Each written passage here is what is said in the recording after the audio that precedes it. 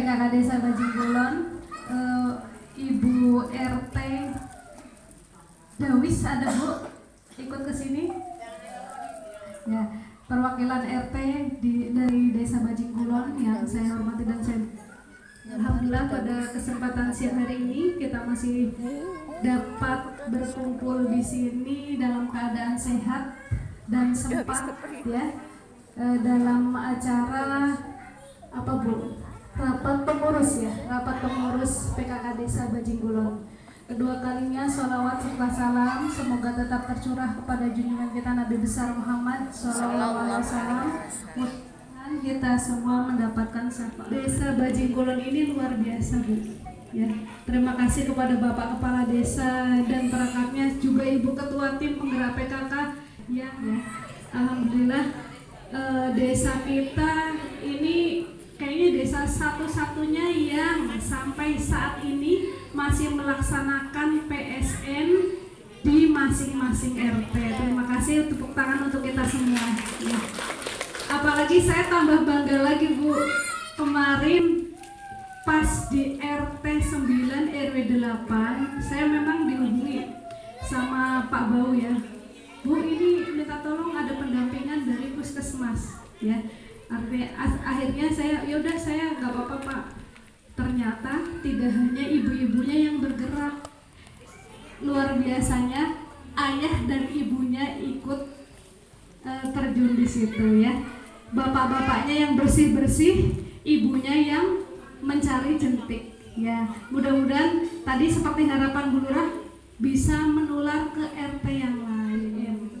Nanti ibu-ibu kalau misalkan ditanya jadi tahu ya Bu, dan minta tolong nanti disampaikan ketika PKK RT masing-masing ya, karena ini surveinya menyeluruh ya, dari RW 1 sampai dengan RW 9 ya.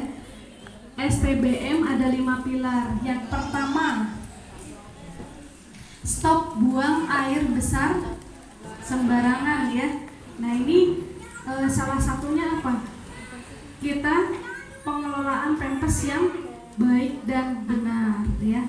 Tadi sudah dicontohkan kalau kita menggunakan pempes ya harus dibuang dulu tinjanya, baru pempesnya dibuang.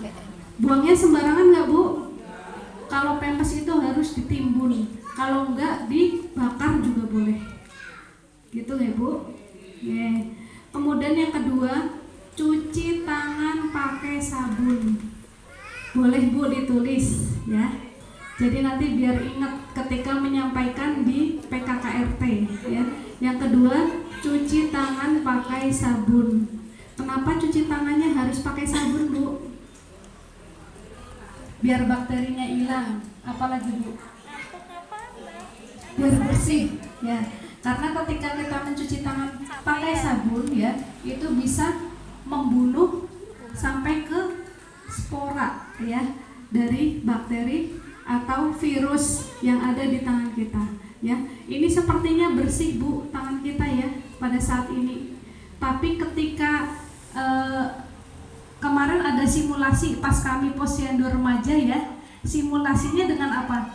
Dengan kapas dikasih minyak kayu putih ya, anak-anak suruh megang bergantian, dan ketika kapas tersebut berakhir di anak yang paling terakhir ya, ternyata kapasnya berubah menjadi hitam. Nah itu salah satunya kenapa ketika kita mau makan, mau melakukan hal-hal apa seperti masak, itu juga sebaiknya kita cuci tangan dulu pakai sabun. Mau memegang anak juga harus cuci tangan pakai sabun. Mau menyusui, cuci tangan pakai sabun ya. Jadi dengan kita cuci tangan pakai sabun itu ternyata menurunkan angka kesakitan Bu.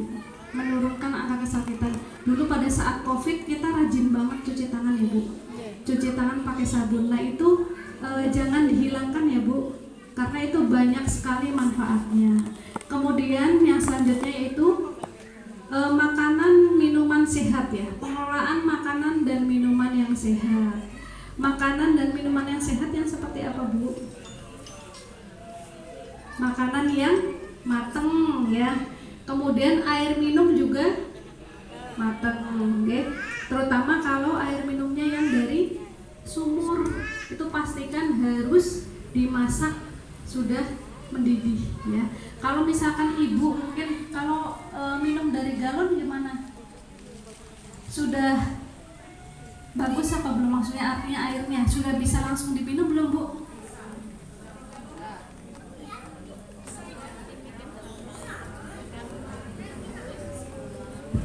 Oh, ini mic-nya minta gantian ya. Kalau kita dari galon ya, Bu, bisa langsung diminum. Nah, insya Allah ini informasi ya untuk perusahaan air minum ya yang ada di Bajing Kulon, insya Allah sudah disurvei semua dari puskesmas sehingga layak dikonsumsi. Jadi ibu kalau misalkan beli galon yang ada di wilayah Bajing Kulon sini, insya Allah sudah baik semua karena sudah diperiksa dari petugas puskesmas. Kemudian yang selanjutnya untuk makanan ya, jangan lupa kalau misalkan makanan besok surveyornya itu memeriksa sampai ini, Bu, penyajian. Mungkin ketika masuk ke rumah sudah melihat lingkungan ibu, melihat apakah makanan tersebut ditutup atau tidak menggunakan tutup saji. Nah, itu penting sekali ya, Bu, karena kalau misalkan ada makanan yang hanya tergeletak saja tanpa ditutupi, itu nanti nilainya jadi kurang baik ya. Kemudian yang selanjutnya yaitu ada sampah yang berserakan ya, atau pilah sampah. Pilah sampah ini artinya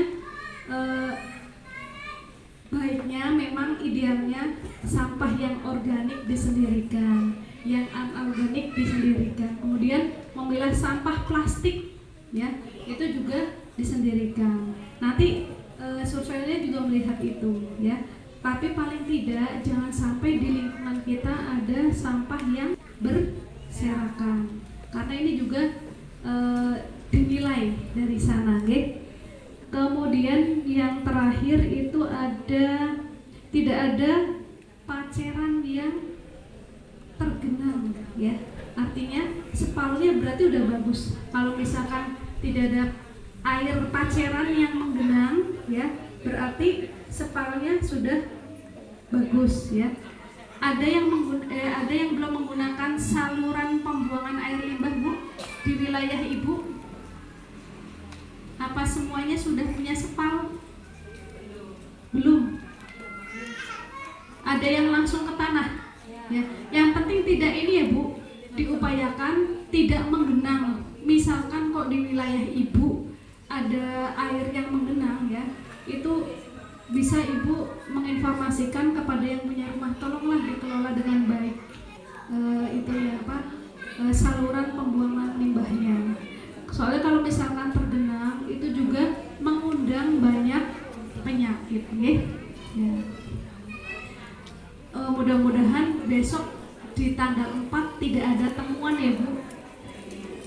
Kalaupun ada temuan mudah-mudahan tidak banyak ya. Ini terutama yang paling sering dicari ya, yang paling sering dicari itu limbah pempes, Bu.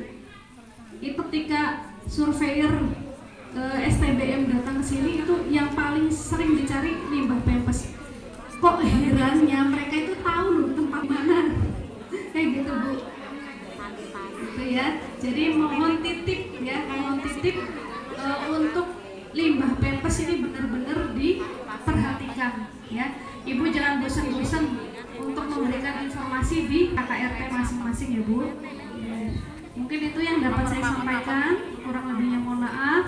Assalamualaikum warahmatullahi wabarakatuh. Waalaikumsalam.